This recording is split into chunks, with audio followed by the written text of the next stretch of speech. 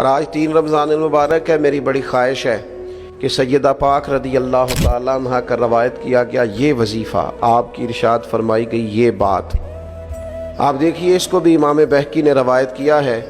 سیدہ پاک رضی اللہ تعالیٰ عنہ فرماتی ہیں کہ حضور سید عالم صلی اللہ تعالیٰ علیہ وسلم نے فرمایا جو بندہ سورہ حدید کی تلاوت کرے، سورہ واقعہ کی تلاوت کرے اور سورہ رحمان کی تلاوت کرے، خدا پاک اسے کیا ملے گا؟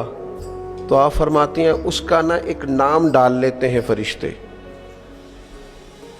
زمین و آسمان کے فرشتے اس کا ایک نام رکھ لیتے ہیں۔